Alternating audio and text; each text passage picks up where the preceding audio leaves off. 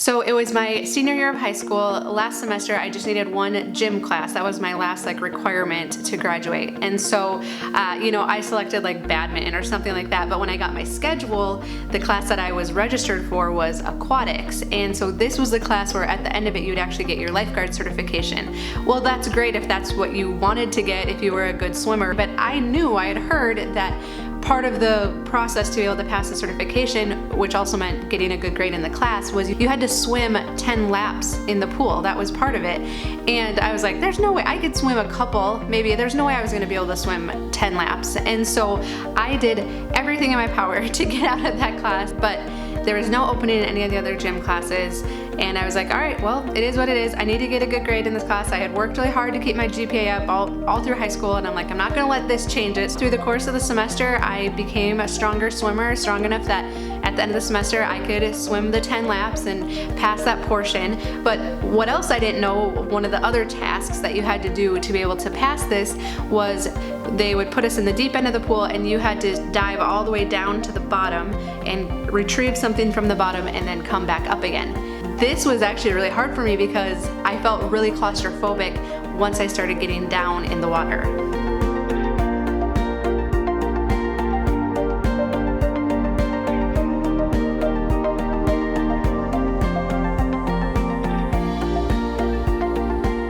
And so I don't remember actually how deep that section of the pool was. It was where they do the high school diving meets, so it was fairly deep. It scared me a lot to think of going all the way down to the bottom. And so I tried a few times, and I would get partway down, and then I would kind of freak out and I'd come back up again. And everyone's on the side of the pool encouraging me. Everyone else had already completed it at this point because they were all swimmers. That's why they signed up for the class, right? And so here I am, trying to do it. And I remember my teacher at the time, she was like, you just have to do it once, just one time, and then this is all done and you'll get your certification. That was the only thing left that we had to do. And I'm like, okay. And so I took a big breath and I'm like, this is the time, I'm gonna do it. And I went all the way down and I grabbed the dumb thing off the bottom of the pool and I brought it back up and I handed it to her. And so hi, I'm Dawn from The Minimal Mom. We have been talking more about decluttering again and just getting back to the basics. And so I hope you caught my last video on decluttering. It was Decluttering 101. And one of the biggest things in that is finding your why for why you're even going through all the work of doing this process. And so today the question comes up so often of I got started and I'm stuck. I got started, I hit a plateau. I got started and I came across all these things that I just don't know what to do with. What do we do? Because I've been there. Many of you have said that you've been there, but I was able to power through. I was able to dive all the way to the bottom of the pool and grab that stick, and it was so gratifying, both getting my lifeguard certification, even though I'd never go on to use it, but also getting our house simplified. Both things have been very gratifying in my life and very worthwhile, and I'm so glad that I powered through and did them. And so today I want to share with you a few tips of how you can power through the plateau, because as you probably imagine, a lot of it's in our mind. It's a mind shift, but if we can figure this out, we can power through. You're gonna get to that destination of having your house simplified, and it is gonna be such an awesome place to live. You're gonna look back and you're gonna be so glad that you did it. Okay, so the first thing, I think it's helpful if we realize the different stages that we go through when we're decluttering our house. So a lot of times, if we look at our house here, the very first passes through our house are very easy. It's stuff that maybe it's broken, it's stuff that maybe we got for free, the things we accept, and we know when we go to a trade show, or the junky stuff kids bring home from birthday parties, toys they no longer play with. That stuff at the top is very easy, but it's good because it gives us a lot of momentum. And so it's necessary to have some easy wins at the beginning to kind of keep us moving forward. And then we get to this middle section, and this section is very eye-opening because inevitably we all say, oh my goodness, I didn't realize that we had so much stuff. We hear this all the time, especially when we're helping people sell their house and they're packing stuff up, and They're like, oh my goodness, we thought we would fill one pod with stuff and we had to order 2 more. Literally, people have 2 to 3 times as much stuff in their house as they think they do. So you are not alone. And it's a very sobering period in the decluttering process, but it can also be a point where a lot of us get stuck, because this is where we're actually having to make more difficult decisions. And we're going to talk about that. So the first thing I want you to realize when we're in this middle section here is that often we've made progress and we don't realize it anymore. So I started our process, it was in like May or June of 2014. And so I was going through it, and I had made trip after trip to the donation center, and I'm like, we have gotten rid of so much stuff. And I would just get back home and I would look around our house, and it would be a day or 2 later, and I'm like, how do we still have so much stuff in our house? And it wasn't until that Thanksgiving, we hosted Thanksgiving that year, and my sister-in-law came over and they actually stayed with us. And so she got to kind of see inside of our house a little bit more. And she was like, how do you keep your house so neat with so many kids? And I wanted to kiss her feet, because it was the first time I recognized that I actually had made a ton of progress. It just didn't feel like it, because our brain adjusts to that so quickly. And so we'll make huge progress in our house, and then after a day or 2, our brain has already adjusted and it's accounted for it, and then that's where we feel like we look around and we're like, why is there so much more stuff still here? Yes, your brain is going to keep adjusting, but it is also going to want you to keep going as well, because it craves that simplicity in your life. Okay, so maybe you're like, yeah, that's not actually what's happening. I still have a ton of stuff in my house to get rid of. And so many of you have said that it is really hard for me to part with stuff that I've paid for. And again, I am with you on that. I am you, right? Like, I have been through all of these stages of decluttering, and I get that, because I'm very frugal and I don't like to waste things, and I never want to have to rebuy something. And so, I mean, there's scientific evidence that actually shows that when we're having to declutter and part with things that we've spent money on that we didn't use, it lights up the pain centers in our brain. So we are actually experiencing pain when we're having to get rid of these things. But here's what I want to challenge you with. It struck me the other day, my kids had some stuff on the floor, and honestly, I'm always looking for an excuse to get rid of my kids' like junky toys that come into the house. If it's something they got at a birthday party, a Happy Meal, something from the dollar store, I kind of want it back out of our house as quickly as it comes in. So they know that if it's on the floor, they get one warning, and then after that, it's mine. So there was something on the floor. I said, will you please pick that up? And they're kind of like, nah, right? Does that ever happen? Like, they had already lost value for it. And I'm like, okay, well, when you have your stuff on the floor, it tells me that you don't care about it. And if you don't care about it, then we're not going to keep it in the house. And it really struck me when I said that to them, because I just kind of said it without thinking.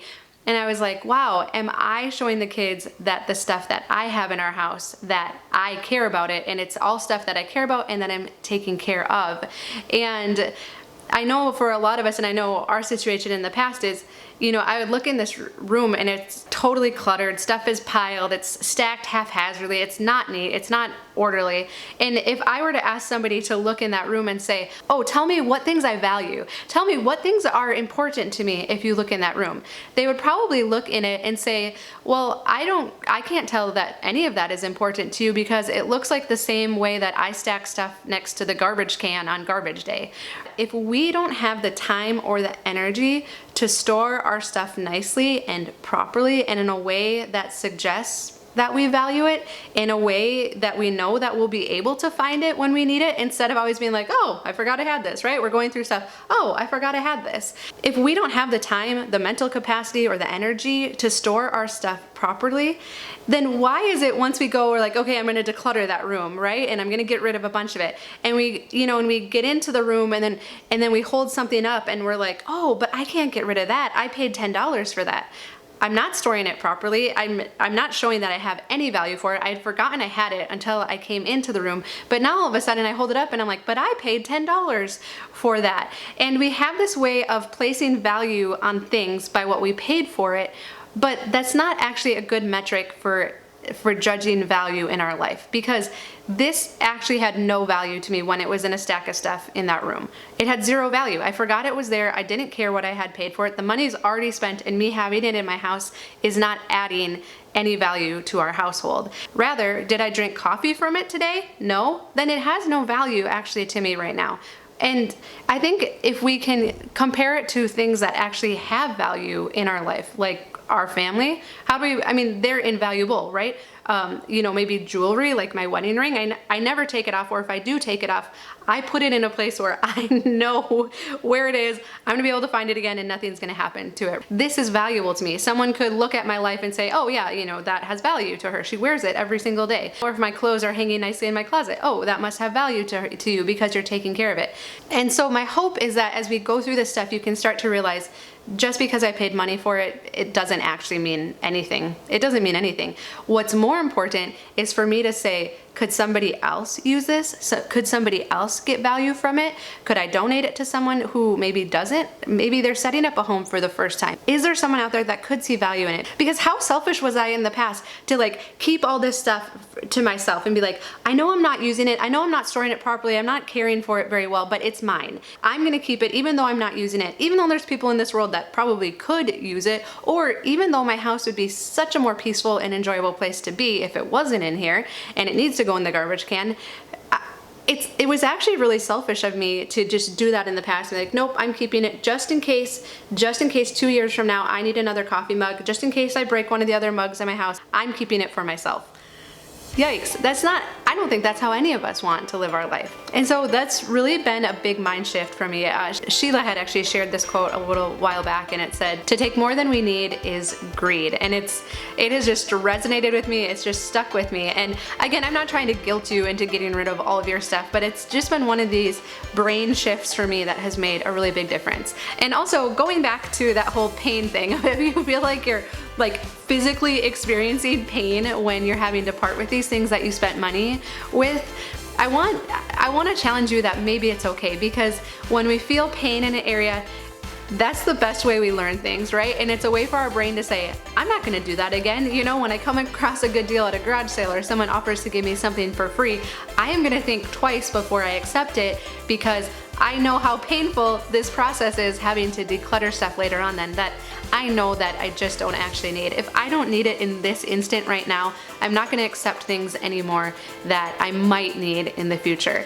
Okay, well this got a little bit heavy today, but I do hope that it helps. Don't also be afraid to ask a friend to come and help. A lot of you have said that the idea of picking out favorites is a lot easier than trying to go through a whole thing. So yeah, you can check out my videos on simplifying kids' clothes and your own wardrobe, and certainly toys. We kind of use that method of just picking out the favorites and letting the rest go, or storing it away for a while to see if we actually need it or not. So I'll link to those videos down below. But thank you so much for watching. A thumbs up is always the best compliment that you can give us. Be sure to comment below. Let us know, are you stuck in this middle section somewhere? What things are giving you a hard time, or any questions that you have, or any victories that you've been experiencing. We want to celebrate with you. And then coming up next week, we're going to talk about sentimental items. So set those aside for now as you're coming across them this weekend. Set those aside. We'll tackle those next week. But I hope you have a great weekend, and we'll look forward to visiting with you again really soon.